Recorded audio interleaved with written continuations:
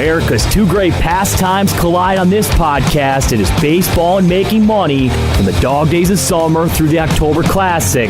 Greg Bases Peterson's going to be free swinging at the betting board as he tries to hit a grand slam for your bankroll. Now here is GP.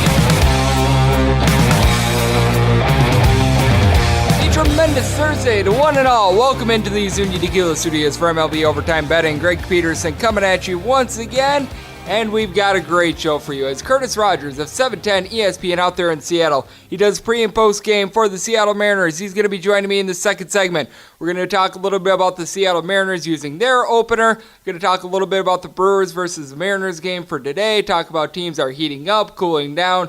We've had him on this podcast before. He's always solid. You know that he's going to bring it, so that is going to be a lot of fun. In the final segment, I give you a side and total on every game on today's Las Vegas betting board and a little something I like to call Touch 'em All.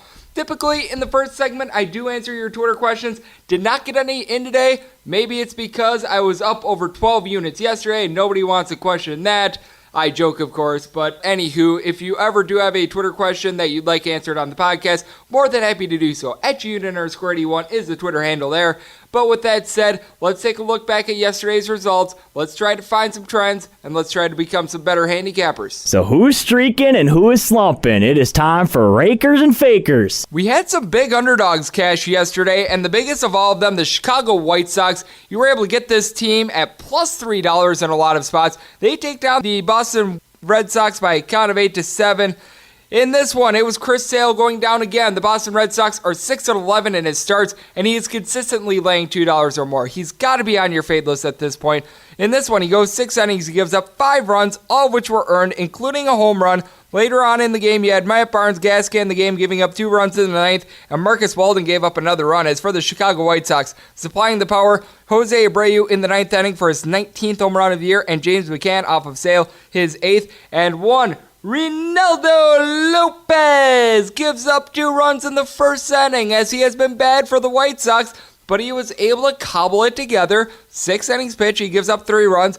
Ironically enough, it was actually the bullpen that wasn't necessarily nails for the White Sox, which I keep saying has been pretty good.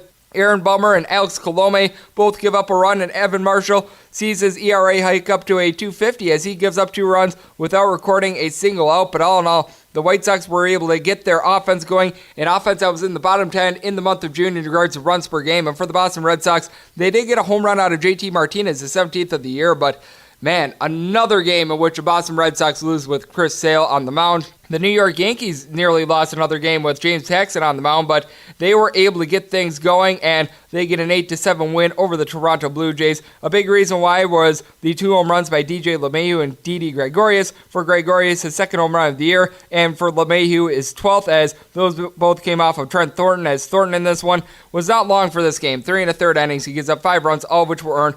From there, the bullpen of the Toronto Blue Jays gave up 3 runs in 5 innings. Nothing great, but nothing awful. Can't be betting on Nick Kingham, though. He now has a 9.22 ERA. He gave up the game in the 9th inning, giving up a run there. You also had Joe Biagini and Sam Gaviglio giving up a run. Though for the Toronto Blue Jays, how hot is Lourdes Gurriel right now? In the past 30 days or so, this is a man with a double-digit amount of home runs. Ever since he's come off the injured list, he leads the American League in home runs, if I remember correctly, and extra base hits. He hits 2 home runs in this game, his 11th and 12th of the campaign. Meanwhile, you also had Danny Jansen getting his 3rd home run of the year. He's been really struggling, and James Paxton might want to be on your fade list right now. Ever since coming off the injured list, he hasn't looked right. 4 1/3 innings, he gives up 6 runs, all of which were earned, but we also know that the bullpen of the Yankees has been pretty good. You did have Zach Britton giving up a run in the 9th inning, but all in all, between David Hale, Adam Ottavino, Sean Tarpley, and Zach Britton, 4 2/3 innings, they do give up 1 run. So the Yankees bullpen was able to power them to victory there. The Cleveland Indians nearly had their bullpen gas can the run line, but they were able to get a 5-3 win over the Kansas City Royals. For the Royals, their main offense came in the 9th inning off a Lucas Duda home run, his 3rd of the campaign, and that came off of Nick Whitgren. He gave up 2 runs in the 9th inning, but you got like what you saw of Trevor Bauer, guy that's been up and down all year long. 127 pitches in 6 2/3 innings, obviously high, but he gave up just 1 run and had 12 strikeouts, so that was good. Nick Goody wound up getting 4 outs in the bullpen for the Cleveland Indians as well. And for the Indians, they continued to have their ascent on offense continue to go up and up as Taylor Naquin, his 6th home run of the year, and Jake Bauers, his 10th home run of the year.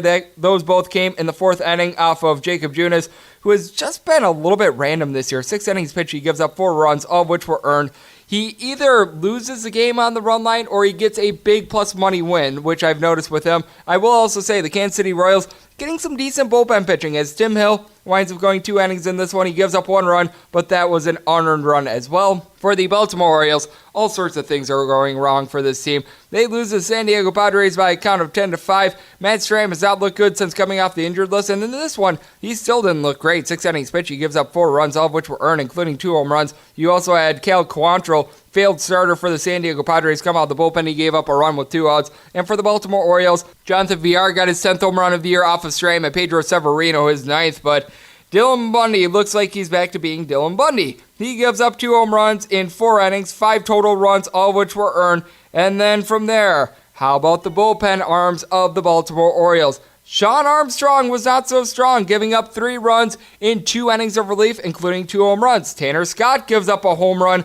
That was the only run that he gave up in his inning of relief. And then to round it out, you had Richard Blyer giving up 1 run in relief as well, though he did not give up a home run. But for the San Diego Padres, all sorts of home runs in this one.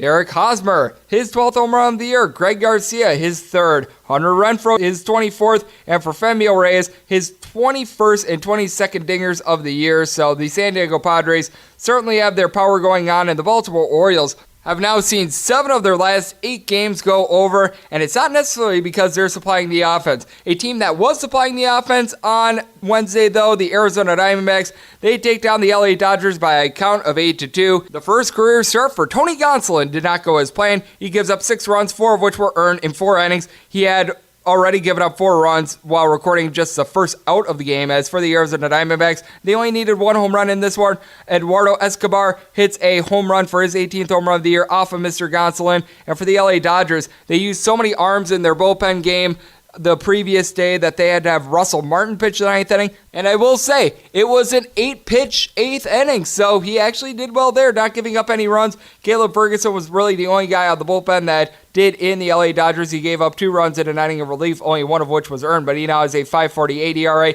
And then you did have Cody Bellinger going yard for his 26th home run of the year. That was off of Taylor Clark, who gave a decent start for the Arizona Diamondbacks. He hasn't necessarily had the best year, to say the least, with his ERA above 6, but in this one, 5 innings pitch, he gives up that home run, 2 runs, both of which were earned. And then from there, Andrew Chafin, Stefan Crichton, and Archie Bradley all are able to provide a combined 4 innings of relief. So the Arizona Diamondbacks are able to get on track. And the LA Dodgers, by the way, not doing so well on the road. Now 21-18 in road games, a far cry from their home record where they win over 70% of their games. A team that is doing quite decent on the road right now, the Colorado Rockies, they take down the San Francisco Giants by a count of 6-3. In this one, German Marquez gave up a couple runs early, but he settled down from there. The Giants were able to get a 2-spot on him in the first inning, but then he goes 5 innings, giving up 3 runs, 2 of which were earned, including a home run. And then you had the bullpen of the Colorado Rockies being able to provide 4 strong innings. Jake McGee, Scott Oberg, Wade Davis, and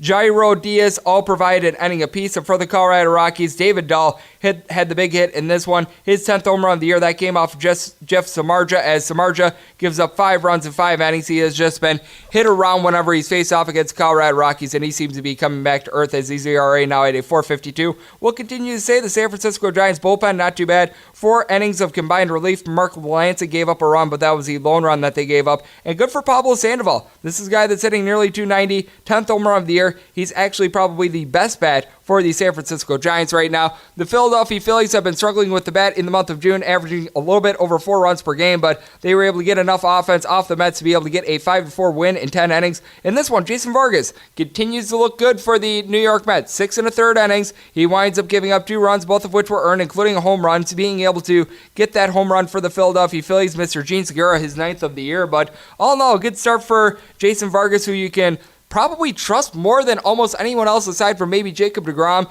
in the starting rotation. But once again, that Mets bullpen gas cans it. Seth Lugo, who looked like the best reliever for the Mets about a week ago, gives up 2 runs while recording just 2 outs. And then Steven Nagosic gives up the game in the 10th inning.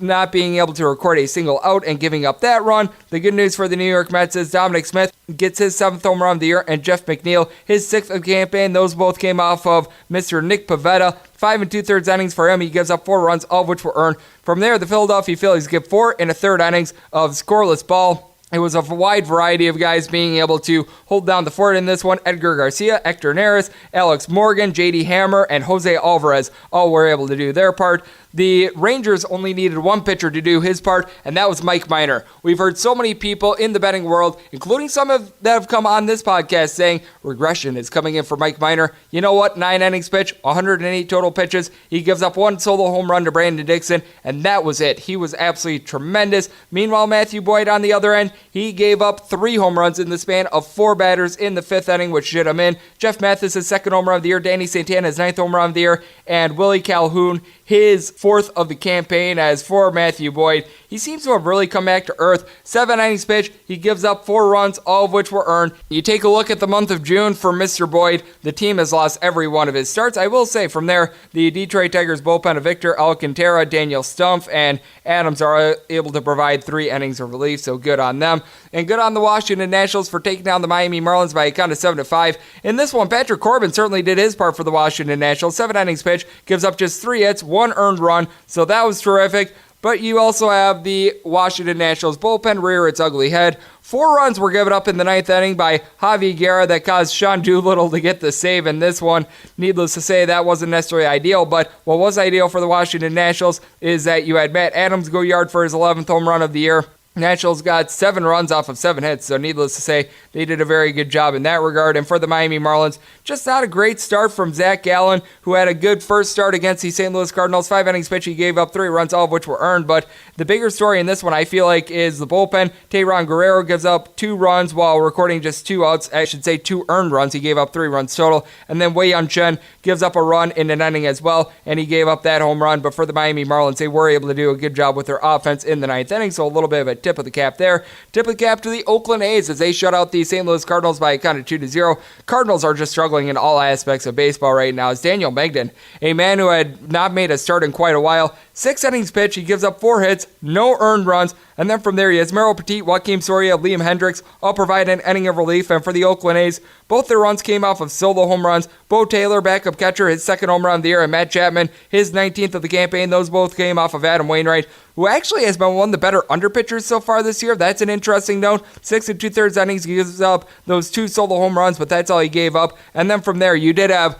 John Gant and Giovanni Gallegos being able to get 7 outs in a relief, but the St. Louis bats just have not woken up. The Milwaukee Brewers bats were not able to wake up on Wednesday as they get downed by the Seattle Mariners by a count of 4-2. In this one, the Seattle Mariners opener actually worked. You had Matt Caracetti being able to give the team an inning without giving up a run. And then from there, Wade LeBlanc looked pretty good. 5 innings pitch, he gives up 2 runs. Those 2 home runs were solo home runs. As for the Milwaukee Brewers going deep, Mike Moustakas, his 23rd of the year, and Ben Gamel, his 5th of the campaign. Those both came in the 6th inning, but the Seattle Mariners actually jumped on the Milwaukee Brewers early. They didn't have any home runs in this game, unlike the Seattle Mariners, but they just did a good job of being able to get men on base and being able to draw walks. And then for the Seattle Mariners, I'd be remiss to not mention that the bullpen of Austin Adams and Rayonis Ellis provide 3 innings of relief as well. As for the Milwaukee Brewers, Adrian Hauser was the starter in this one, and it didn't necessarily go as planned. They weren't planning on him going very long, and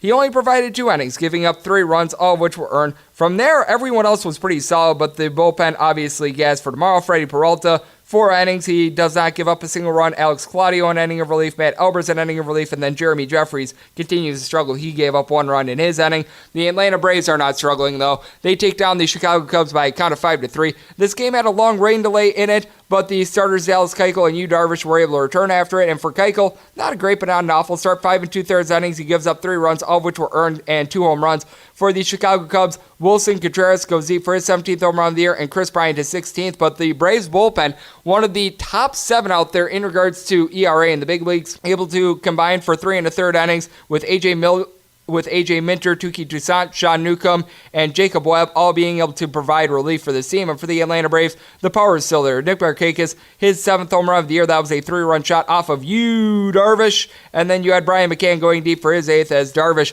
has to continue to be on your fade list. 5 innings pitched, he gives up 5 runs, all of which were earned, including 2 home runs. And the Chicago Cubs are officially struggling at home, having lost 4 of their last 6. This is one of the more dominant teams at home so far in the big leagues. And how about the LA Angels getting really hot right now? They take down the Cincinnati Reds by a count of 5-1. Second straight day in which they had a 5-1 win. This team is now 10-5 in their last 15 games, and they were able to do so by getting to the bullpen of the Cincinnati Reds, as Raciel Iglesias falls to 1-7. He gives up 4 runs in the 8th inning. Now he's a 3.86 ERA. Tanner Roark, actually a good start for the Cincinnati Reds. 5 1/3 innings, he gives up 1 run, and the Cincinnati Reds continue to play unders. Nearly 2/3 of their games have won under so far this year as their lone form of offense. Yasiel Puig getting his 17th home run of the year. That was off of Jaime Barria, who in 5 innings was actually very good for the LA Angels, just giving up that solo home run. Trevor Cahill provides 2 innings of relief.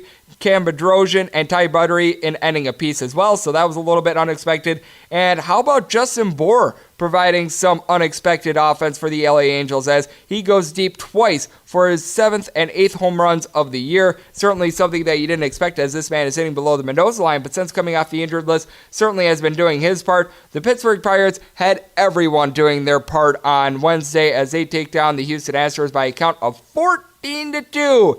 In this one, you had the rookie being able to get a quality start in Dario Agrazil. 6 innings pitch, he gives up just 1 run. From there, you had the duo of Richard Rodriguez and Chris Stratton provide 3 innings of relief. Stratton gave up a run in 2 innings, and Rodriguez flawless 1 inning. As for the Pittsburgh Pirates, they were just knocking the tar out of the Houston Astros, as Fambar Valdez winds up only being able to make it 3 innings in this one, giving up 6 runs, all of which were earned. Chris Nowitzki, probably the least trustworthy bullpen arm out there for the Houston Astros. He gives up 2 runs in 3 innings, and things got so bad that Tyler White and Max Stassi, 2 position players, had to pitch the 9th inning. And for Tyler White, he now has a 21.60 ERA. Hey, it's still better than Trevor Rosenthal's, but he wound up giving up 6 runs, including 2 home runs, as the Pittsburgh Pirates just use him as batting practice, as Josh Bell goes deep for his 21st home run of the year. Jung-Ho Kang, his 6th dinger. Jose Ozuna, his 4th. And Kevin Newman, his 3rd. So needless to say, things not going well for Valdez as a starter, but things going very well for the Pittsburgh Pirates, who have played over 60% of their games over. And then the night was capped off by the Minnesota Twins downing the Tampa Bay Rays, who are all of a sudden struggling in a big way by a count of 6-4. The Tampa Bay Rays have now lost 11 of their last 15 games, as Charlie Morton loses a decision for just the 2nd time in his last 22 starts, and 2 of his last 3 as well, as in 6 1/3 innings he gives up 5 runs, but only 3 of which were earned. He was hurt by a pair of errors, so one of them was on him. I hate it when they do this. They give unearned runs to a pitcher even though he creates the errors, but in 6 1/3 innings, he gave up 5 runs, 3 of which were earned. From there, you had Colin Pooch give up a run out of the bullpen. But for the Minnesota Twins, it was very big of them to be able to get all those runs without getting a single home run, as Jake Odorizzi, actually not his best start in this one. He seems to be cooling off a little bit. 5 1/3 innings, he gives up 3 runs, all of which were earned, including 2 home runs. And then from the bullpen of the Minnesota Twins, you had 1 run given up by Trevor May. That was a solo home run, but all in all, they combined for 3 2/3 innings and only give up 1 run. So the Minnesota Twins bullpen looking good. But for the Tampa Bay Rays, you got to like that Willie Adames and Kevin Kiermaier both got their 9th home run of the year, and Tommy Pham his 12th. So let's take a look at what we learned from this very interesting Wednesday out there in the big leagues. Chris Sale cannot be trusted for the Boston Red Sox. James Paxton is not looking like his normal stuff, and Lourdes Gurriel is mashing for the Toronto Blue Jays, but nobody else is. The Cleveland Indians are continuing to get some very good pitching, and perhaps Trevor Bauer is back. The Baltimore Orioles continue to play overs, and they continue to lose games big. The LA Dodgers, not quite the same team on the road as they are at home. Jeff Samardzija is getting banged around quite a bit. The New York Mets are a bullpen that you can't rely on. Don't believe the hype that regression is coming from Mike Minor. The Washington Nationals bullpen continues to sink, but their offense certainly is igniting. The St. Louis Cardinals and Milwaukee Brewers bats are somewhat cold, and for the Seattle Mariners, perhaps their opener situation is looking a little bit better. For the Chicago Cubs, they're starting to struggle a little bit at home. The Cincinnati Reds are playing a lot of unders, but the Angels are heating up in general. The Pittsburgh Pirates playing a lot of overs, and Fambar Valdez looking like an untrustworthy starter for the Houston Astros and the Tampa Bay Rays are as cold as an igloo right now. So that was Wednesday. Now let's turn the page forward to Thursday. Let's talk a little bit about the Seattle Mariners. Let's talk about the Milwaukee Brewers and so many other teams. And helping me do so, Curtis Rogers of 710 ESPN out there in Seattle. That is up next right here on MLB Overtime Betting.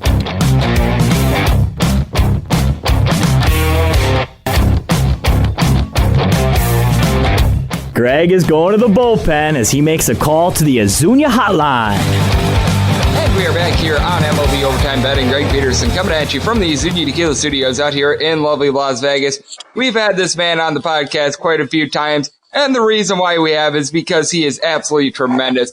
He does pre- and post-game work for the Seattle Mariners out there with 710 ESPN in Seattle, the flagship station of the Mariners. He also does some sports talk show hosting for them. He hosts a podcast as well. Just does terrific work. One of the best minds I know out there in baseball. You can follow him on Twitter at @AKidFromKent. And he is a man that I had the pleasure of working with back when I was in Portland, Oregon a few years ago. It is Curtis Rogers joining me. And Curtis, how are you doing on this fine day?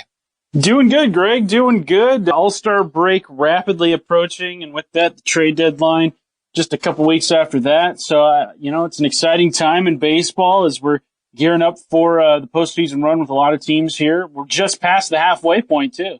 We certainly are, and it is also very exciting because my team, the Milwaukee Brewers, is playing your team, the Seattle Mariners. We're going to be talking about the game for Thursday in a second, but going back to yesterday, the Seattle Mariners, for some reason, have not put it on their opener situation. Going into Wednesday, 5 of the 7 times that the Seattle Mariners had used an opener gave up multiple runs. Why in the world are the Seattle Mariners sticking with this opener situation? Because the definition of insanity, as I know it, is doing the same thing over and over and expecting different results. I feel like the Mariners are right now falling victim to it. Yeah, I wonder, though, because you look at how bad the Mariners bullpen has been this season. I wonder if these guys who are slated as openers, they're giving up the runs in the first inning, if that would be the case if they came in the 6th, 7th, or 8th inning. Which, in that case, it's not so bad if you're giving up 3 runs in the first inning because you still have 9 innings left to make up that difference rather than in the 7th. But like you said, it just seems like every single time they've ran an opener out, and it has been nearly every single time they've ran an opener out there, they've just gotten absolutely lit up. They're going with Matt Kiricidi, who made his Mariners debut on Sunday. And he becomes, I think it's either the 32nd or 33rd different pitcher used by the Mariners this season. The Major League record in a year is 40. I'm guessing the Mariners obliterate that by the end of the season. We're just past the halfway point. So, I mean, it's frustrating to see the results not be so good to start off with the openers. But I wonder, as the Mariners continue this retooling or rebuilding, that if their rotation improves, we're going to see less and less openers. And I mean, you look at the Rays who have started this trend across Major League Baseball. They're the ones who have made it popular. Their bullpen's just simply way better than the Mariners, and they are going to have a lot more success than a team whose bullpen right now is being held together by glue and paper clips. Absolutely. And my logic with this is, too, even if those relievers would give up runs in the 6th and 7th inning, why would you want to spot the other team a multi-run lead? Because it just deflates a team in the clubhouse to see a guy give up 3 runs in the first inning. It's like, all right, it's the second inning. We're already down 2 to 3 runs. I'd rather have the game be close and then you give up 2 runs. Maybe you're down 1 run going into the 8th inning rather than being like, okay, we're already down multiple runs. Yeah, I think that is a very, logical point to bring up because you don't want to spot any team any runs, especially a team like the Milwaukee Brewers whose offense is as explosive as anybody's in the game. And I mean, they've got, if he's not the best player, he's the second best player right now, Christian Yelich. And I mean, you've got Yasmani Grandal, Mike Moustakas, a whole bunch of guys, Ryan Braun, Travis Shaw, just guys who can put up runs and swing the power bat at a moment's notice. And I don't know why you'd want to play a fire like that if you're the Mariners. But also, I don't know why you'd be trying to win as many ball games as possible, too, if you're the Mariners, if the whole point in this season is to hit the reset button and to try it again in 2020 or 2021. Now, that is the truth, as we do have Curtis Rogers joining me right here on the podcast. And then for Thursday, for the Seattle Mariners, it is going to be Mike Leake. And Mike Leake has actually looked better in his past couple starts. I will say that. Now he's got a home runs issue. He's given up 22 so far this year. I believe that leads the majors in regards to home runs given up, but at the very least, in the month of June, aside from the absolutely awful start he had against the Baltimore Orioles, has given up 3 runs or fewer in the other 3 starts. So there has been a little bit of promise with Mike Leake. He's going to be going up against Chase Anderson, and if you take a look over the last 30 days, the Milwaukee Brewers, their starting pitchers have an ERA above 6. What do you expect in this one? Because right now, my expectations are a whole lot of runs from both teams. I have to agree with you on that because, I mean, like you said, Mike Leake having issues with the long ball. Unbelievably, in the game that he started against the Orioles where he gave up 8 runs in 5 1/3 innings, he didn't give up a home run, which was so absurd to see. But like you mentioned, he's had a tendency to give up home runs in bunches. He's had, I think, 10 starts this year where he's allowed at least multiple home runs. And then, like you said, Chase Anderson, he's had his own struggles. I think that there's going to be a lot of runs scored. The Mariners, for as bad as their pitching staff has been this season, and they've gotten rid of Jay Bruce and they've gotten rid of Edwin Encarnacion, 2 guys who combined for over 30 home runs in the season's first half.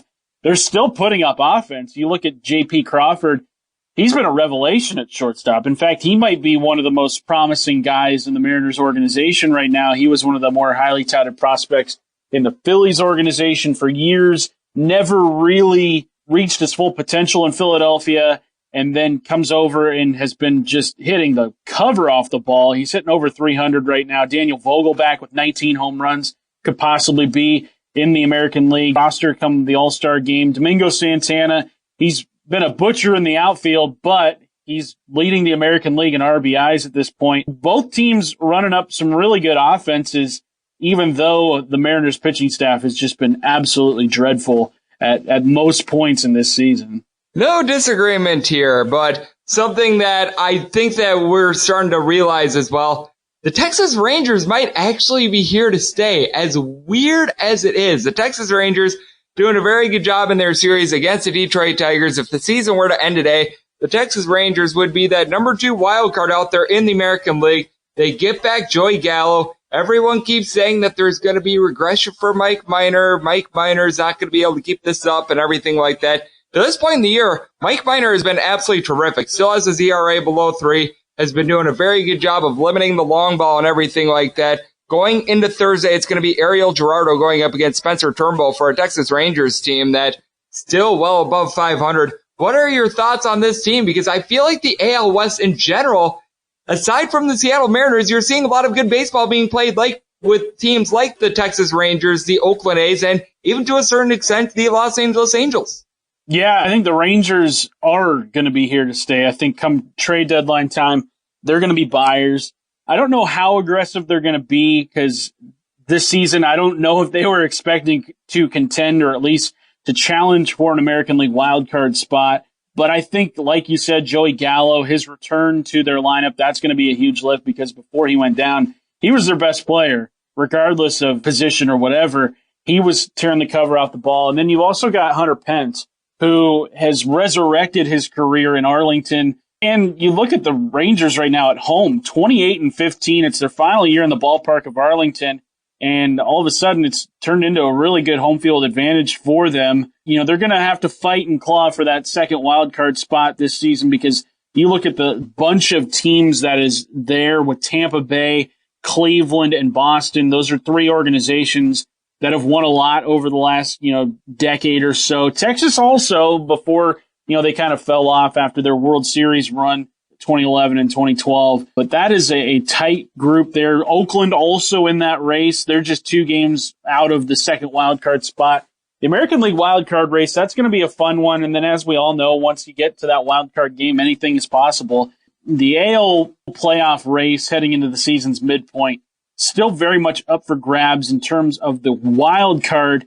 The divisional races, though, the closest one is in the AL East with the Yankees 6 games up on the Rays. I think the Twins right now, they're starting to maybe show a little bit of wear and tear, but they're going to try and address that bullpen that has given them struggles this season. I think they're going to have an easy time of it in the Central, considering that they do play so many games against the White Sox, Tigers, and Royals, three teams that just simply aren't good. And I think they're going to make sure that it goes their way in the AL Central. But I think that AL wildcard race coming down the stretch, that is going to be probably the most interesting one, but also in the National League too, that their wildcard race just as crazy. You've got teams who are under 500 still alive in the National League wildcard race too. You certainly do, and a team that I actually have my eye on, as we're talking to Curtis Rogers right here on MLB Overtime Betting, is the Cincinnati Reds. I know that you're a big proponent of plus minus, and the Cincinnati Reds, their run differential so far this year, right around plus 40-ish as we do this conversation, maybe a few runs more, maybe a few runs less. They've got a very good bullpen. As we know, the bats have been struggling a little bit for this team. You're not quite getting the production out of Joey Votto that you have in the past. You don't have a lot of guys hitting for a lot of average, though Yasiel Puig seems to be picking it up. But I do feel like if there is a team that is below 500 that could make things interesting, it is the Cincinnati Reds, because I just don't think the St. Louis Cardinals are going to be able to pull it together, especially with Jordan Hicks now out for the year. Yeah, that Hicks injury, that's going to really alter, I think, a lot going on in that National League Central, National League wildcard race. But the Reds, they're deep. I mean, you look at their lineup, they've got guys, and especially with the addition of Nick Senzel, they called him up about a month or so ago. He's got 8 home runs. You've got Jesse Winker, who has given them some much-needed power. But like you said, Joey Votto, they're still kind of waiting for him to just shake off this slow start that he's had. I don't know if he's going to be able to do it, because he's not the young buck that he used to be, but they've got other guys in that lineup. Derek Dietrich, he's been an incredible find this season in the time that he's played. His bat's kind of cooled off a little bit, but he still is adding value to them. Eugenio Suarez, really good player as well in Cincinnati. I like their offense. Their pitching staff, outside of Luis Castillo and maybe Tanner Roark, you don't have a whole lot there to hang your hat on. I think if they're going to make a run at the National League wild card, or even the National League Central race for that matter, because they're not out of that either, I think they're going to have to add starting pitching, because Castillo's been great.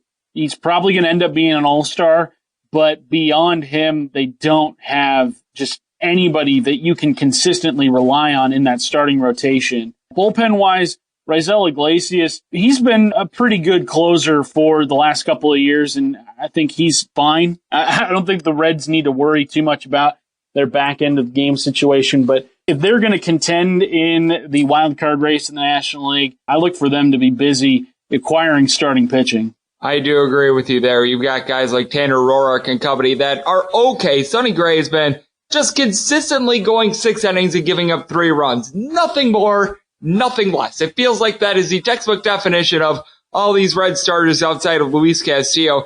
And a team that I think we both agree will not be contending for the playoffs, the Miami Marlins. But I will say this about the Miami Marlins. This is a team that is 19-16 in their last 35 games going into Wednesday. They've actually been playing some good baseball. And I do feel like there might be some value on this team if you're betting day by day, at the very least towards the back half of the season, because we're seeing guys like Jordan Yamamoto, Gallen and company. They're looking very good for this team. The bullpen is a little bit improved. They have called up some guys like Harold Ramirez, Garrett Cooper that are giving this team some hitting. I do think that this is a team that could close out the 2019 season strong and perhaps set themselves up to maybe not be a playoff team in 2020, but take steps to being more around a 500-ish club. Yeah, I think they're setting themselves up nicely for their next fire sale. I think that's what they're doing right now. True. But like you said, Jordan Yamamoto, he's been great since coming up from AAA, 3-0, his ERA sub-1. You know, he's averaging 9 strikeouts per 9 innings pitched.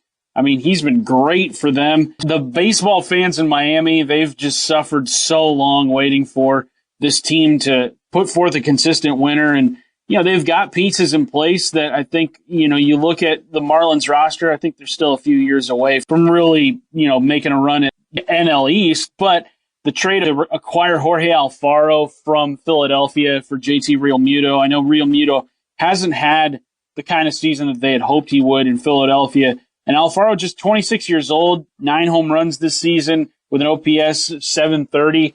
I don't know if you can ask for much more out of a catcher than what you're getting for him in Miami. So, I think the Marlins, for as many hits as they've taken over the last couple of off seasons with Derek Jeter taking over, they're starting to show, I think, some signs of competence going forward.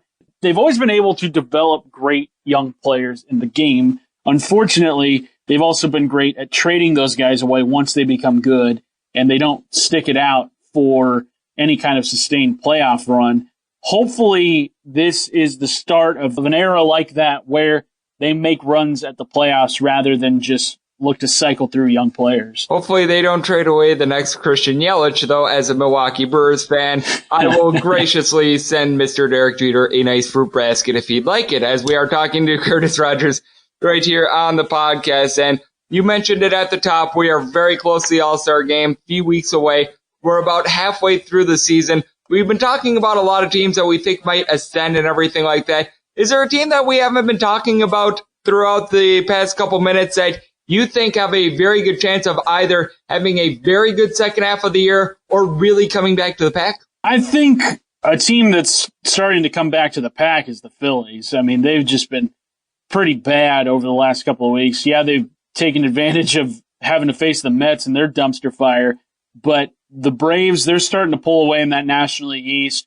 You wonder if the Phillies have enough in the tank to get back into that NL East race. But then a team that I think could really get going here is a team that has been getting going, and that's the Cleveland Indians. I think they're a team right now that is playing much better than they were. They're probably going to get Corey Kluber back in the season's second half, which is going to be a huge lift to that pitching staff. Their offense, they've got Lindor, who's healthy.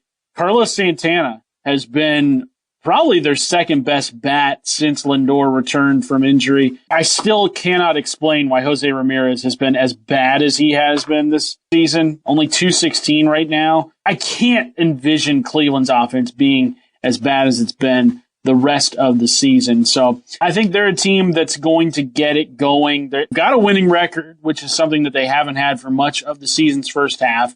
And I think that American League wildcard race is how they're going to get into the postseason. I think the Twins are the team that's going to run away with the AL Central. But I think Cleveland is a team that I could see getting back into this hunt. And I think Philadelphia in the National League is a team I think that could really start to not tread as much water as they've been doing. I completely agree with you. And a man that does a whole lot more than tread water is Curtis Rogers in all the great work that he does. I'd like to close it up with this.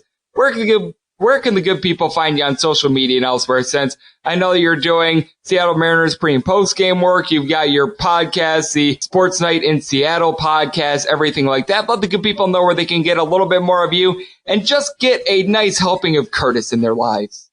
On Twitter, you can follow me at A Kid from Kent. And then, like you said, Greg, Mariners pre- and post-game shows throughout the season. And then download Seattle Sports at Night or Seattle Sports Saturday, wherever you get your podcasts, on iTunes, Google Play, or Spotify. Horrific. A big thanks to Curtis Rogers for joining me in the last segment right here on MLB Overtime Betting. Got a little bit of a shorter slate here on this Thursday, but coming up next, I do give you a side and total on every game on today's Las Vegas betting board in a little something I like to call Touch 'em All.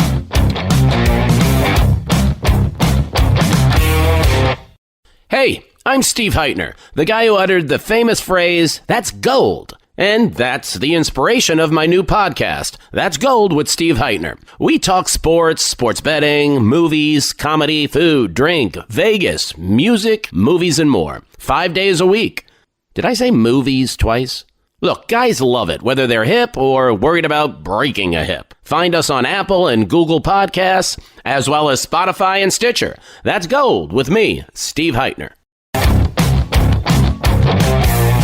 Welcome back to MLB Overtime. Greg is throwing a gem, so yeah, he better not blow it. And we are back here in the Zuni Tequila Studios for MLB Overtime Betting. A big thanks to our guy, Curtis Rogers, out there with 710 ESPN in the wonderful city of Seattle, for joining me in the last segment. And now it is that time that I will give you a side and total on every game on today's Las Vegas betting board, and a little something I like to call touch 'em all. If a game is listed on the betting board, Greg has a side and a total on it, so it is time to touch 'em all. Note that any changes that are made to these plays going to be listed on my Twitter feed at Gene_81 as some of these plays all locked in, good to go, everything like that. We have a couple games off the board, so hard for me to give you guys a play when there's no lineup on the game, and also we're waiting on some line moves, lineup changes, everything like that with some of these plays, and I'll be keeping you guys informed on that as we go along. And as per usual, we're going to be going in Las Vegas rotation order, which begins with 9:51, 9:52. The Philadelphia Phillies play host the New York Mets. Zach Wheeler goes for the Mets. Aaron Supernola goes for the Philadelphia Phillies. Your total on this game is 9. The over is just between -115 and -110.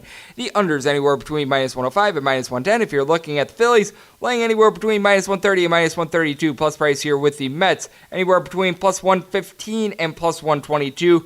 Aaron Nola has been one of the best pitchers to the over so far this year. Just 3 of his starts have went under, so you do want to note that. Zach Wheeler, meanwhile, he's been giving up quite a few runs. Actually looked very solid in his last start against the Chicago Cubs, I will say that. But for the year, this is a man with a 6-5 record, 4.69 ERA. He's been doing a good job of being able to get some punch-outs, but you take a look at the month of June. You take out that start against the Chicago Cubs. He's given up 3+ runs at all 3 of them. You even go back to May in each of his last 4 starts that month. He gave up 3+ runs in every one of those, including a 6 spot and a 4 spot, so things have not necessarily been going well for him, and it's not necessarily been due to the long ball. He's giving up right around 1.25, 1.3 home runs per 9 innings, and then you take a look at Aaron Nola on the other end. He's got similar numbers. 6-2 record compared to Wheeler's 6-5. He's just been a little bit luckier. 4.55 ERA. In 89 innings, he's given up 14 home runs. The 100 punch-outs are nice, and he had a very good start against the Miami Marlins, even though the team lost, but all in all, he has been getting shelled as well. But I will say the New York Mets offense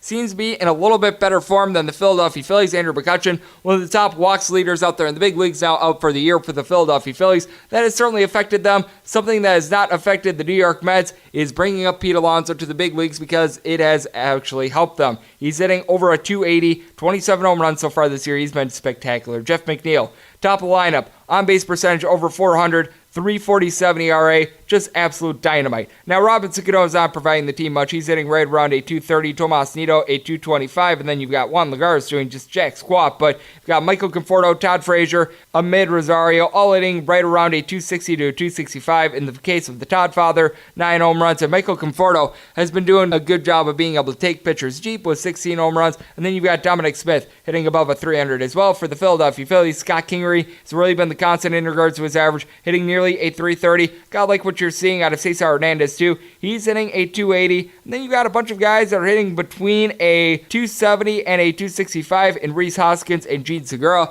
In the case of Rhys Hoskins, he's been able to supply the boom with 18 home runs. Bryce Harper is hitting a 248. He leads the league in strikeouts. Jay Bruce, that's coming over to the team, hitting right around a 240, not doing the best job of being able to draw walks, but he's got right around 19 to 20 home runs for the year between his time with the Phillies and the Seattle Mariners. JT Realmuto hitting right around 260, and Maikel Franco, one of the worst batting averages at a 215 for qualifying players. So that has not necessarily been going so well with the New York Mets. We do know this. The bullpen has been absolutely awful so far this year. And for the Philadelphia Phillies, they are in the bottom half of the league in regards to bullpen ERA as well. But I do think that Aaron Nola going to do a little bit of a better job of being able to keep the Mets at bay. I just think the Mets gas can this one, and I just have no faith in Zach Wheeler right now. So going to be riding with the Phillies and the over in this spot. Currently in wait-and-see mode on both of these because I'm noticing a little bit of steam coming in on the Mets. Would like to be able to get a little bit of better juice as well on the total. 953, 954 on the betting rotation. The Atlanta Braves are on the road facing off against the Chicago Cubs. For the Cubs, it's going to be Tyler Chatwood getting the start. For the Atlanta Braves, it is good old to be determined, which means that this game is off the board. Currently up on ESPN, I am seeing a projected starter for the Atlanta Braves of Bryce Wilson. This is going to be an adventure. Across 2 seasons with the Atlanta Braves, he has made a grand total of 2 starts for them, 5 total games at the big league level. 11 1/3 innings, ERA of a 7.15. He's got 10 walks in 11 1/3 innings, and opponents are hitting above 300. But of course, that is a small sample size. So let's take a look at what he's done at the AAA level. Not great, not awful. 3.79 ERA. He's getting right around 9 punch-outs per 9 innings, only 1.8 walks per 9 innings. So his command at AAA Gwinnett has actually been much better. But with that said, 4-6 record, 14 starts. He's won a grand total of 78 and a third innings, so this is not a guy that's going to be able to give you too much. What I will say for the Atlanta Braves, though, is that the good news for him is the bullpen of guys like Luke Jackson, Sean Newcomb and company. They've been doing a good job. They've got some long guys like your Touki Toussaint, so there is that shining quality there. Meanwhile, Tyler Chatwood, actually, it's not been awful. He's done some long relief for the Cubs. He's been able to make a couple starts, 3-1 record, 3.69 ERA. He's done a better job with his command. He last pitched against the New York Mets a few days ago, 4 innings pitch. He gave up 2 runs. Not necessarily great as a relief guy, but in the couple starts that he's gotten, he's won right around 4 innings, and he's been giving up right around 1.5 runs per those 4 innings, so that's actually not too bad. And for the Chicago Cubs, we all know about the bats in the lineup, and they are pretty prolific, and they're going up against an Atlanta Braves team that, let's face it, they're number 1 in the league in regards to runs per game in the month of June, and it's by nearly a full run per game. With the Chicago Cubs, you've got Anthony Rizzo and Javi Baez, both with 19 home runs. Rizzo hitting in the realm of a 275, Baez more in the neighborhood of a 285, a 295 with 16 home runs. Wilson Contreras. You've got Jason Hayward and David Bodie both hitting between a 265 and a 270 with Addison Russell. He's seen his average up to a 225. Daniel Descalso has been useless, and Albert Almora Jr. is hitting a 250. Kyle Schwarber has been hitting more around a 230, but he's been providing a lot of home runs, as is Chris Bryant with his 15 home runs, 280 average for himself. Then you take a look at the Atlanta Braves. Ronald Acuna Jr., one of the best leadoff hitters that you're going to find, 19 home runs, multiple double-digit amount of stolen bases, 289 average. Dansby Swanson and Josh Donaldson, very similar numbers, both hitting around a 255 with 15 home runs. Freddie Freeman, 21 dingers, 311 average. Nick Markakis has been hitting at 271. Brian McCann at 279. Tyler Flowers more in the neighborhood of a 265 to a 270. Ozzie Albies, 12 home runs, 285 average. And even Jorge Camargo, Charlie Culberson, Matt Joyce, all these guys are sort of platoon outfielders. They're all doing a very good job of hitting as well. So you like what you're seeing out of the Atlanta Braves.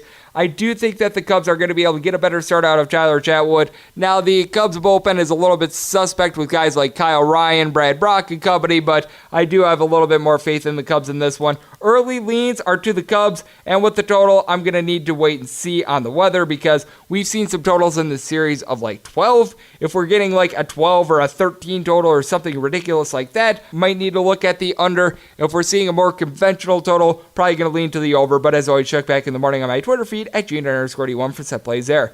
9:55, 9:56 on the betting rotation. The Miami Marlins, playoffs of the Washington Nationals. Steven Strasburg goes for the Nats. Sandy Alcantara goes for the Fish. Your total on this game is 7.5. The under is anywhere between -115 and -120. The over is between even and -105. If you're looking at the Fish, big plus price here, anywhere between +170 and +175.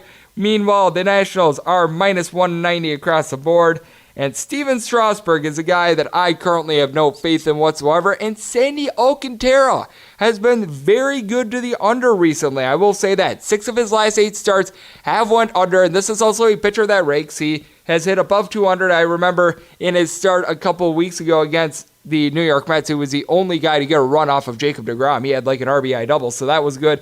Meanwhile, Steven Strasburg, 8-4 record, 3.79 ERA, does a good job of being able to get strikeouts, 120 punch-outs in 102 innings. So you're looking at about 10.5 to 11 strikeouts per 9 innings, but take a look at his starts in June. They have not went well. He has had 4 starts so far this month. He gave up 3 runs in 6 innings against the Atlanta Braves. Not bad there. But in his 2 starts between going against the Arizona Diamondbacks and the Chicago White Sox, 11 runs given up in a combined 10 innings. He also did have a good start against the San Diego Padres, but he is not looking good in recent form. Has given up 13 home runs. Sandy Alcantara, meanwhile, he's giving up about 0.6 home runs per 9 innings. He's done a great job there. Walks are a little bit too high. Right around 4.4 walks per 9 innings, but 3.51 ERA for Mr. Alcantara, 141 whip. He's done a good job of being able to keep everything in front of him. And with the Miami Marlins, this is a team that's really emerging. They have went 19-16 essentially in their last 35 games, so they're really doing well in that regard. You take a look at Miguel Rojas. He's doing a decent job of being able to get on base. He's hitting right around a 275, 280-ish at the top of the lineup.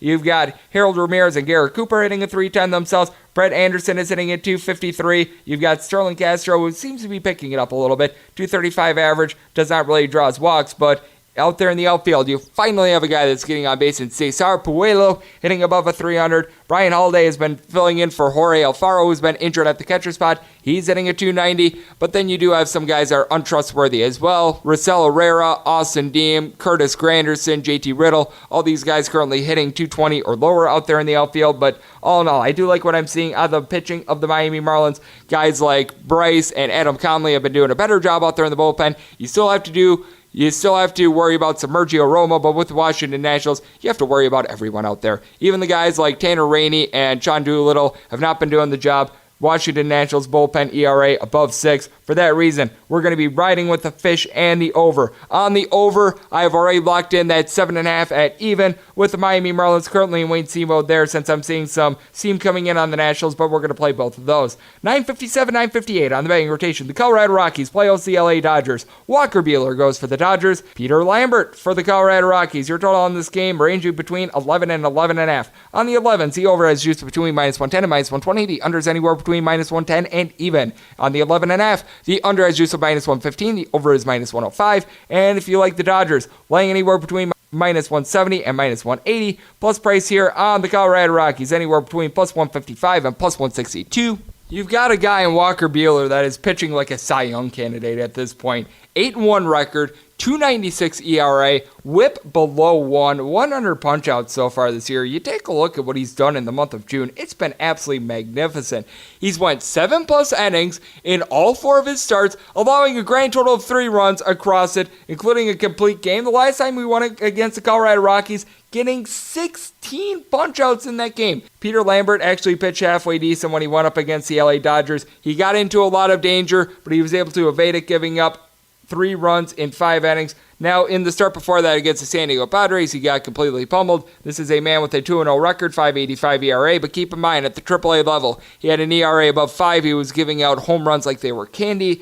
This is a guy that I certainly think is going to get hit, and he's going to get hit hard at Coors. Meanwhile, with Walker Buehler, he's actually had some decent showings when he's been at elevation, and this LA Dodgers lineup is led by Cody Bellinger, who's just been absolutely terrific for the team. Hitting above 350, he has went deep 26 times, 63 RBI. Got a couple guys that are struggling for the team. Kike Hernandez, Austin Barnes, both guys are hitting below a 220, but you're noticing that a couple guys are starting to step up as well. Alex Verdugo, Matt Beattie, both hitting above 300, along with Justin Turner, Jock Peterson, hitting just a 232, but he's got 20+ home runs so far this year. Max Muncy starting to cool off after he was very hot 2 weeks ago, but still 17 home runs, 275 average there, drawing his walks as well. On-base percentage nearly 380. Chris Taylor has gotten his average back up above a 250. That's been a nice find. Russell Martin hitting 245, and he actually provided a very nice inning of relief yesterday, so obviously that was not ideal, but yeah, I guess you'll take it. Meanwhile, you take a look at the Colorado Rockies.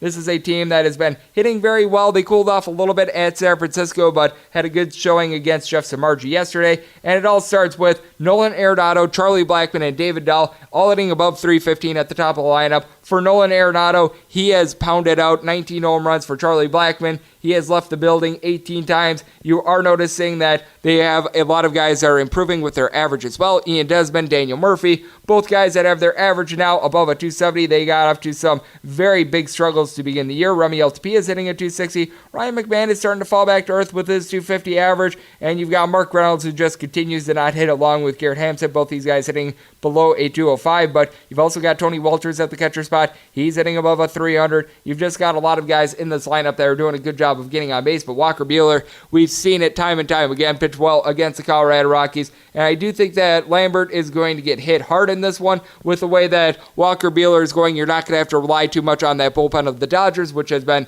both heavily taxed and not good in general. So for that reason, we're going to be riding with the under here, and we're going to be taking a look at the Dodgers on the run line. Currently, the run line price on the LA Dodgers is pretty stagnant at -120. Would like to see if I'm able to lay a little bit less juice, and on the under, would like to be able to get a unjuiced 11.5, but we're going to be riding it out either way. 959, 960 on the betting rotation. You've got the San Francisco Giants, and they are going to be playing host to the Arizona Diamondbacks. We've got the not-so-traditional pitching matchup of Alex Young making his MLB debut for the Arizona Diamondbacks. Meanwhile, Taylor Beattie takes a bump for the San Francisco Giants. If you're taking a look at the sides on this one, they are pretty darn even. You are taking a look at the San Francisco Giants anywhere between minus 105 and minus 110. Meanwhile, the Arizona Diamondbacks anywhere between minus 105 and only minus 105, as the juice in some places is 15 cents. That's why the difference there. Your total on this game is anywhere between 8 and 8.5. The over has juice of minus 120. The under is even.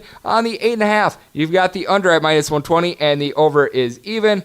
You take a look at what Alex Young has done at the AAA level. Oh, it is not good. This is a man with an ERA above 6. Now, so many people say, oh, the PCL is a hitter's league and everything like that. These are AAA guys that he's going up against, and he had an ERA above 6.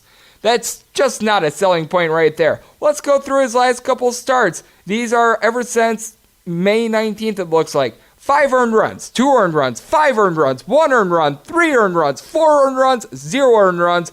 Those were all in starts that were 5 innings or fewer. He has not went past 5 innings. This is a guy that's a reliever by trade, and that means with the Arizona Diamondbacks, you're going to be having to rely on guys like Matt Andriese and company for long relief. It's just not a good situation here. And with Tyler Beede, he has not necessarily been the Mona Lisa Vito of pitching, but you know what? You take a look at the pitchers that have been making you money towards the top of the list, you're going to find Tyler Beede. 6 starts so far this year. If you've bet $100 on every one of his starts, these numbers come from our good buddies at OddsShark, you're up $610. The only pitchers that have made you more money, Andrew Kasher, Lucas Giolito, Brandon Woodruff, Matt Shoemaker. And it's absolutely stunning because you take a look at Tyler Beede, 7.24 ERA.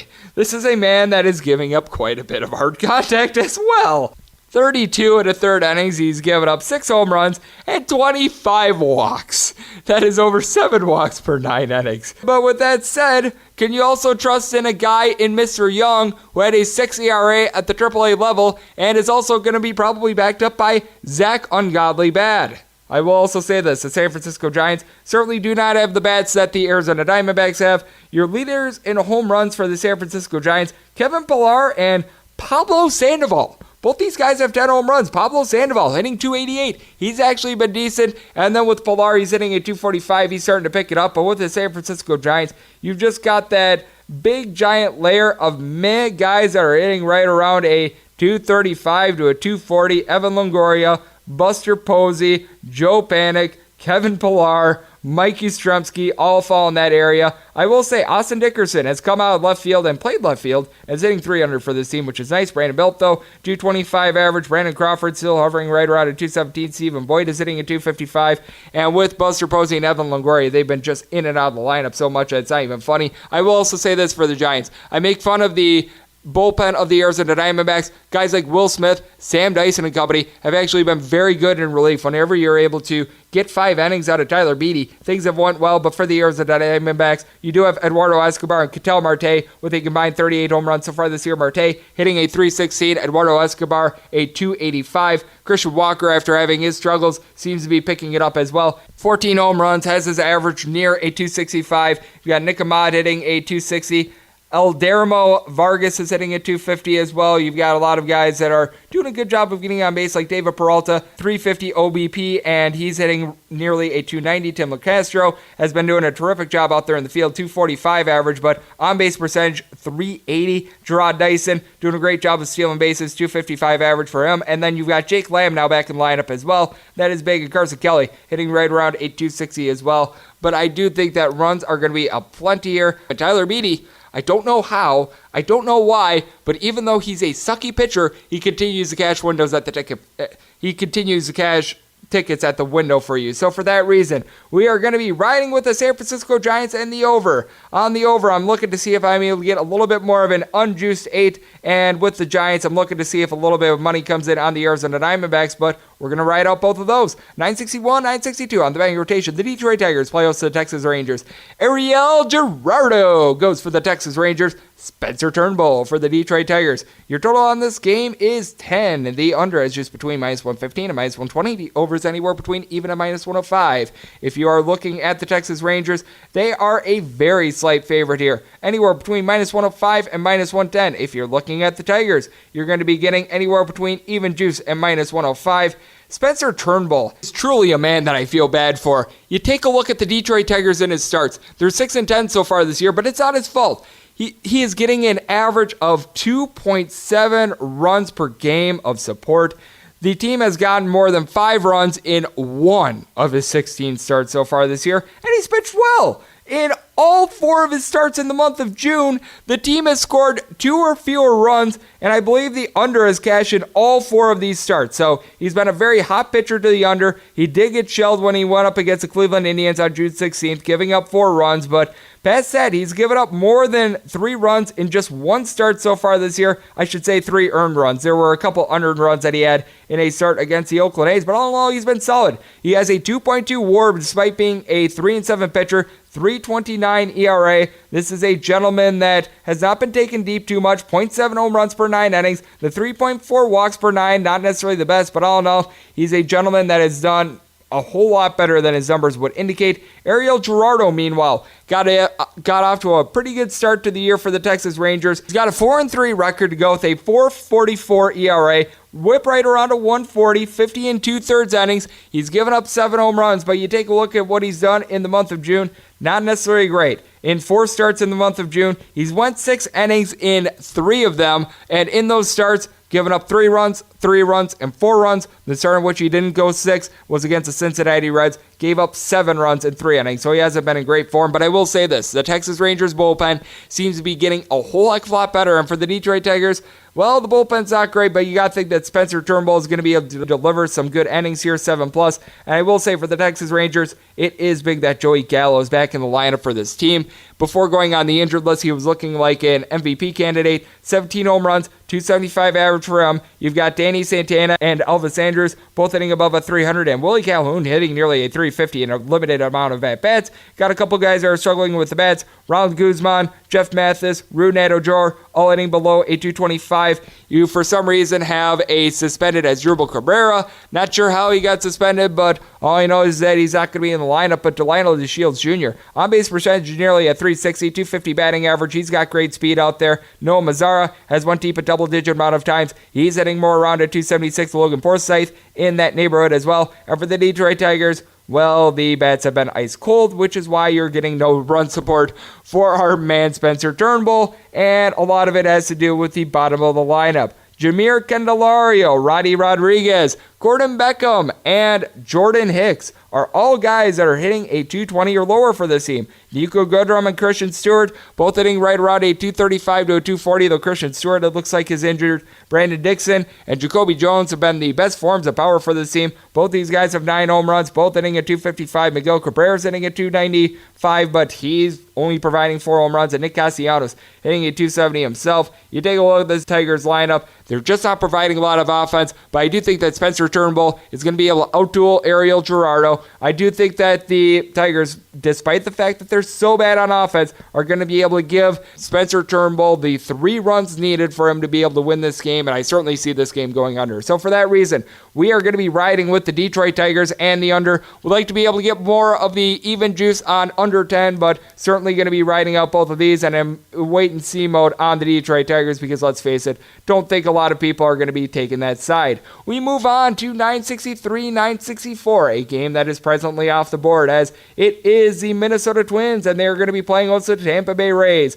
Martin Perez goes for the Minnesota Twins. For the Tampa Bay Rays, you have good old to be determined. I hear he's a little bit of a mystery, but delivers great heat, and for that reason, this game is off the board. What I do know is that Ryan Stanek is going to be the opener for this game, and then you're probably going to have Jalen Beeks filling in from there, and this combo has been pretty good. You typically get about 2 innings out of Ryan Stanek, 4 or so innings out of Jalen Beeks. Jalen Beeks' ERA right around 3 has been doing a great job of keeping the ball in the yard. And Ryan Stanek, 3 home runs given up in 43 2/3 innings, 47 strikeouts, 18 walks is a little bit high, but 2.47 ERA. Meanwhile, with Martin Perez, talk about a guy that's currently hitting the skids. 7-3 record, but now a 4.28 ERA. He's just been wretched in the month of June. Each of his last 3 starts, he has given up 4 runs. Heck, you even go back to the end of May. In his last start in that month, he gave up 6 runs in 2 2/3 innings against the Tampa Bay Rays. So this is a team that clearly has his number. And for the Tampa Bay Rays, the offense certainly has not been there recently the way it was at the beginning of the year, but you still have Austin Meadows at the top of the lineup. He's got 12 home runs. He's hitting 300. Brandon Lowe has been doing a great job of being able to supply some power, 280 average, to go with his 15 dingers. Tommy Pham and Avicio Garcia, both hitting between a 289 and a 295. Both these gentlemen hitting 11 home runs as well. G-Man Choi is hitting just below a 270. Kevin Kiermaier and Willie Adames both hitting between a 244 and a 255. You do have Joey Wendell and Mike Zunino both hitting below the Mendoza line, but Travis Arno, whenever he's in the lineup, has been solid. And then with the Minnesota Twins, you've got so many guys that are doing such a good job of being able to hit. Jorge Polanco hitting above a 325. Luis Ariza, who has been recalled from AAA, hitting above 400 going into the team's game yesterday. That was absolutely insane. Eddie Rosario and CJ Cron both hitting between a 275 and a 280. In the case of Rosario, he has went deep 20 times. And CJ Cron, hot on his heels, 17 home runs. Nelson Cruz is back in the fold. He's got 13 home runs, 265 average for him. Jason Castro is only in a 230, and Jake Cave has been struggling. But even though Miguel Sano is only hitting right around a 210, he has been able to hit a home run in about every 12 or so at bats. You gotta like that Max Kepler has stepped up with a batting average right around a 275. He's got 19 home runs. With the Minnesota Twins in general, you've got a lot of firepower. First 78 games of the year, 150 home runs. They're on pace for over 300 this year. It's just absolutely insane. But I will say this, the Tampa Bay Rays, one of the best teams in regards to overall pitching. I do think that they're going to be able to pick it up. Diego Castillo has been a little bit of a woe for this team, as has Chaz Rowe, but I do think that Jalen Beeks, Ryan Stanek, and company get the job done here. So early leans here, Tampa Bay Rays and the over. Martin Perez just does not pitch well against the Tampa Bay Rays, but as always, check back in the morning on my Twitter feed at @Junior_81 for set plays when a line is available. 965, 966 on the betting rotation. The LA Angels play host to the Oakland A's. Tanner Anderson goes for the A's. Griffin Canning is on the bump for the Angels. Your total on this game is 9. The over has juice of -115. The under is -105. If you're looking at the Angels, laying anywhere between -150 and -155. Across the board, the A's are anywhere between a +135 and +140 underdog. I will say this, the Oakland A's are vastly different when they face a right-hander versus a left-hander. They are in the top 5 in the big leagues in regards to batting average against lefties. When they face a right-hander, it's more around 24th or 25th. And Griffin Canning, right-hander that has been struggling a little bit, 2-4 record, 3.88 ERA. He's been taken deep 10 times in 55 and 2/3 innings, so that's about 1.7 or so home runs per 9 innings, doing the math offhand. He hasn't necessarily been just completely exploded upon, but in the month of June, he's went 5 1/3 innings to 6 innings in all 4 of their starts. In all 4 of his starts, given up 4 runs, 3 runs, 4 runs, and 2 runs, and he's went 0-3 in regards to decisions in those starts, so been a little bit tough there. Meanwhile, you take a look at Tanner Anderson for the Oakland A's.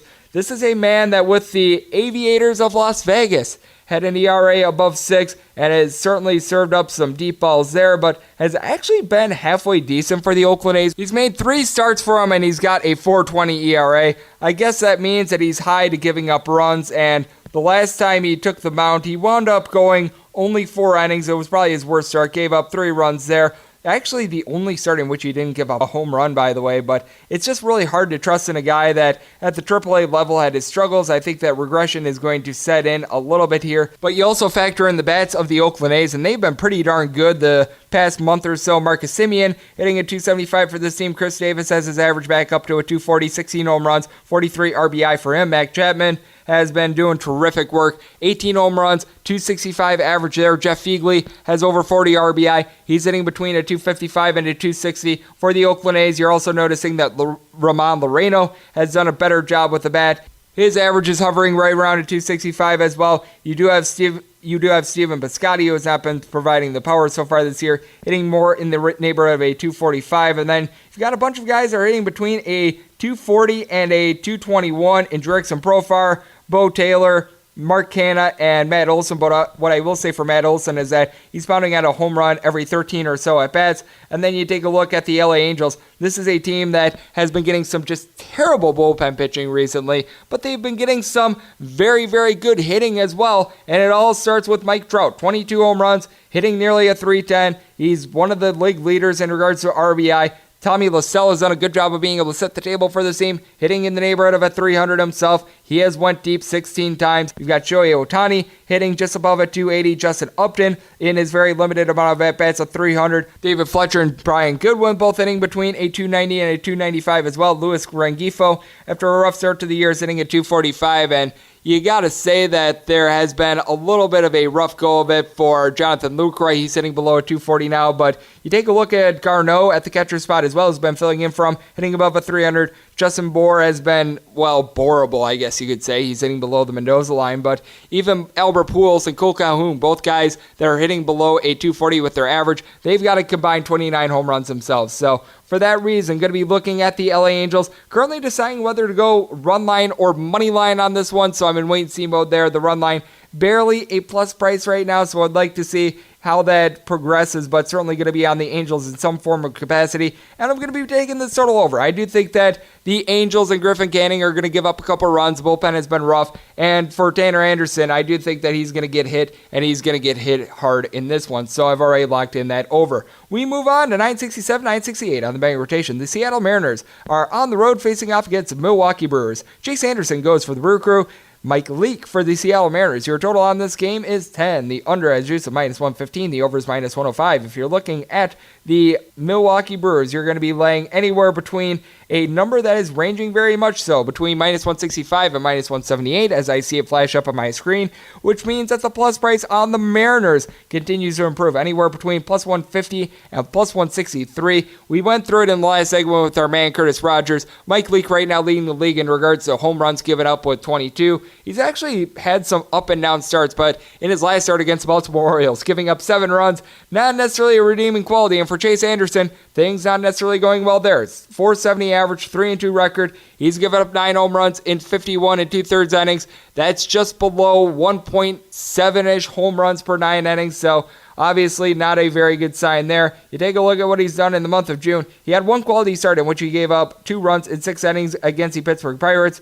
In the other starts, he's went a combined 13 innings across the 3 of them, giving up 3 runs, 6 runs, and 4 runs. And with the Milwaukee Brewers, you've certainly got Josh Hader, who does a terrific job out there in the bullpen, but Jeremy Jeffries has had his issues, Alex Claudio and company.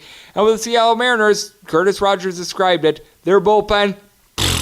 So, with that said, we're going to be taking this total over just in wait-and-see mode to see if I'm able to get a little bit more even juice or if it declines. But with the Seattle Mariners and the Milwaukee Brewers, both these teams entered into their game on Wednesday, having both slugged 136-plus home runs. And for the Milwaukee Brewers, it all starts with Christian Yelich. 336 average, 29 home runs, one of the best base stealers out there in the big leagues. He's been absolutely terrific. Mike Moustakas hitting a 280 for this bunch. He's got 22 home runs. Yasmani Grandal hitting just below a 275. He has wound up going deep 18 times. You do have a couple guys that are letting the team down with the bat. Jesus Aguilar, Travis Shaw, Manny Pena, all hitting below the Mendoza line. And then you got Hector Perez and Orlando Arcia hitting between a 234 and a 240. But Ben Gamble has been picking it up, 255 average there.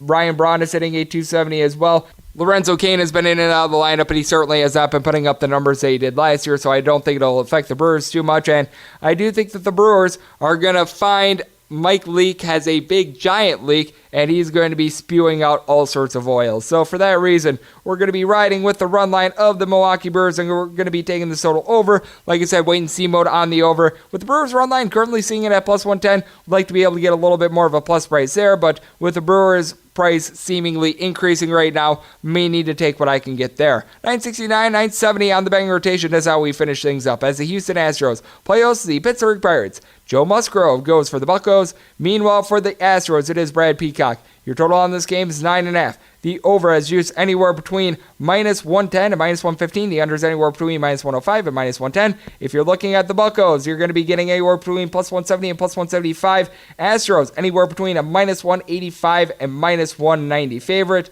This is a spot where I do think that it's very interesting because Joe Musgrove actually had a very good start his last time out, but all in all, ever since the beginning of the month of May, this guy has been absolutely awful. Meanwhile, Brad Peacock has been a little bit of an up and down starter. Let's take a look at Brad Peacock, 6-5 record, 3.62 ERA, 82 innings so far this year. He's given up 10 home runs, so he hasn't necessarily been giving up too many long balls, but you take a look at what he did in his last start against the New York Yankees. Needless to say, it wasn't necessarily too bad, 6 innings pitch. He had 2 earned runs, 11 punch-outs there, but the previous 2 starts, when he combined 11 2/3 innings, giving up a grand total of 8 runs to the Milwaukee Brewers and the Toronto Blue Jays, so he certainly had his issues. Joe Musgrove, meanwhile, 5-7 record. He had seen his ERA hike all the way up to a 4.57. Like I said, last start against the San Diego Padres, terrific. He goes 7 innings, giving up 1 run. Start before that against the Atlanta Braves, gives up 6 runs in 4 innings. Start before that against the Atlanta Braves,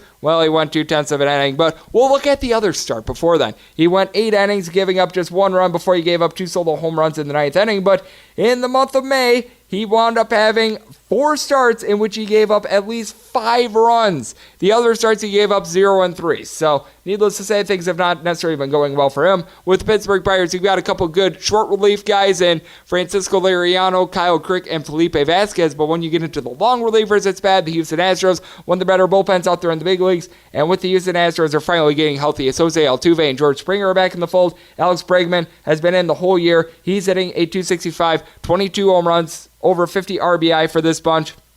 You've also got Michael Brantley, who's done a terrific job of getting on base, along with Yordan Alvarez. Both these guys hitting above a .315, and in the case of Alvarez, he's been up at the big league level for only a couple weeks, and he's slugging out a home run every 12 or 13 or so at-bats. Yuri Gurriel hitting a .265 is not necessarily great. And then you've got Tyler White, Robinson Chirinos, and Tony Kemp all hitting a .230 or lower, but you also do have Josh Reddick, who is hitting above a .300 as well, so still do have some firepower with the Houston Astros, and they're finally starting to get healthy. So for that reason, looking at the Astros on the run line and this total over. With the over, would like to be able to get more of an even price rather than laying a little bit of juice, and with the Astros currently seeing that run line price anywhere between -105 and -110, would like to be able to mitigate the juice there as well, but we're certainly going to be riding out both of those, as that will do it for the Thursday edition of MLB Overtime Betting. A big thanks to our man Curtis Rogers out there with 710 ESPN in Seattle for joining me in the last segment. If you like what you're hearing from this fine podcast, you can subscribe on Apple Podcasts, Google Play, Spotify, and Stitcher.